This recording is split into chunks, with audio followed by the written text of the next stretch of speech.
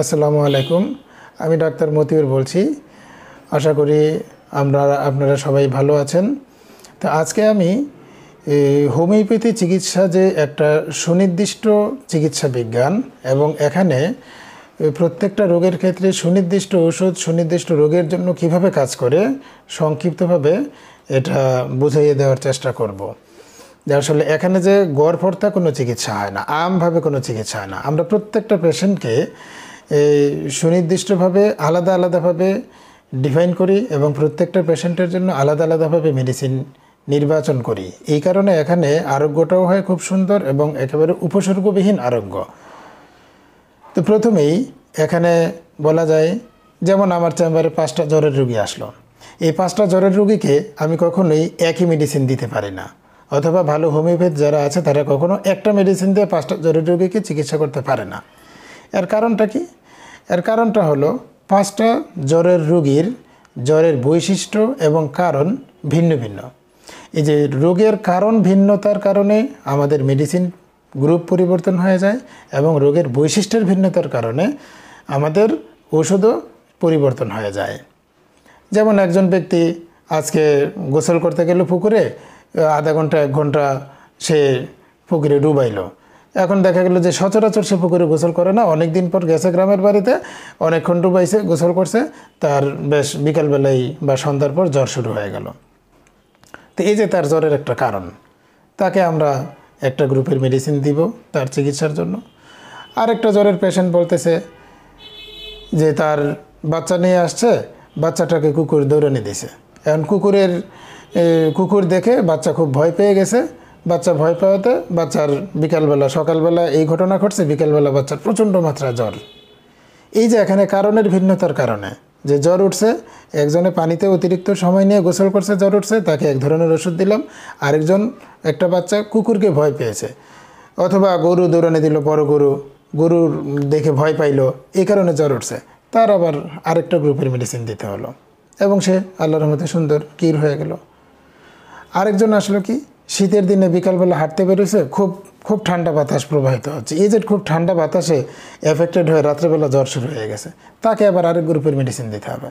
এখানে আমাদের নাপা বা প্যারাসিটামল জাতীয় কোনো কমন মেডিসিন নাই যে জ্বর হলে শরীরের টেম্পারেচার বেড়ে গেলে, কারণ যাই হোক না কেন অথবা যেই ধরনের বৈশিষ্ট্য হোক না কেন, আমরা একই মেডিসিন দেবো।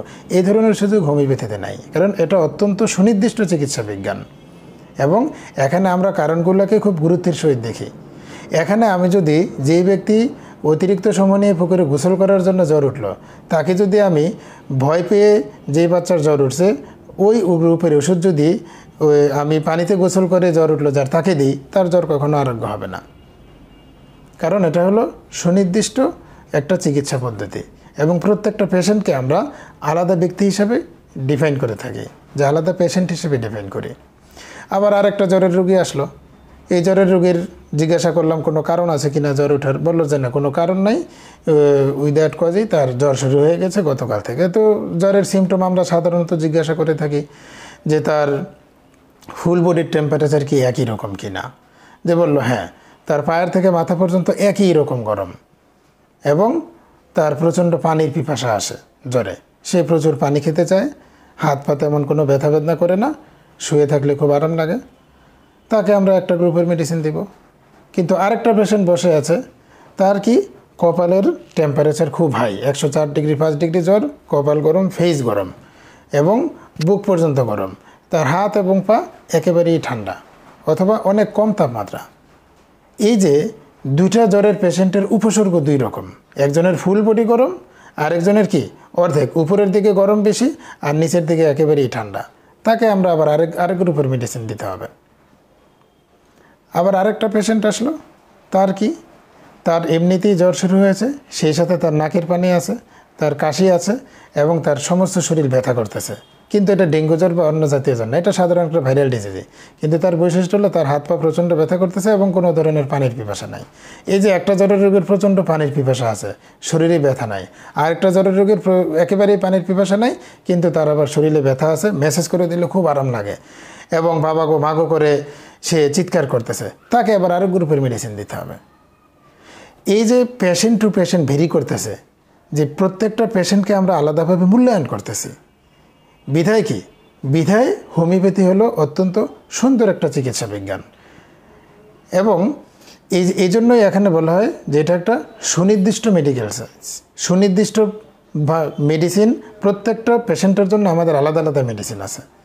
যেমন ডায়রিয়ার রোগীর কথাই যদি বলি, একটা ডায়রিয়ার রোগী আসলো, প্রতিদিন সকালবেলা গত 2 দিন যাবত 3 দিন যাবত প্রতিদিন ভোর সকালবেলা তার প্রচণ্ড পায়খানা শুরু হয়, দুপুরের পরে আর তার ভালো, পেট ভালো, সমস্যা নাই, আর পায়খানা হয় না।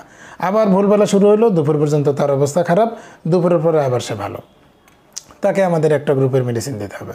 আবার আরেকটা ডায়রিয়ার রোগী আসলো, তার দিন নাই রাত নাই, তার একই রকম অবস্থা, ঘন্টার পর ঘন্টা তার একটু পরপর পায়খানা হচ্ছে, তাকে আবার আরেক ধরনের মেডিসিন দিতে হবে।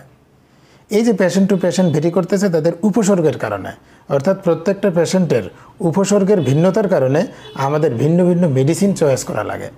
এই কারণে হোমিওপ্যাথি চিকিৎসা বিজ্ঞান হলো অত্যন্ত কঠিন একটা মেডিকেল সায়েন্স। এখানে অত্যন্ত ব্রিলিয়েন্ট যারা, তারাই ভালো ডাক্তার হতে পারে, আদারওয়াইজ ভালো ডাক্তার হওয়া সম্ভব না। এবং অ্যালোপ্যাথিক মেডিকেল সায়েন্সে বললাম কমন মেডিসিন, ডায়রিয়া নিয়ে আসছে কমন মেডিসিন, 10 জনের জন্য কমন।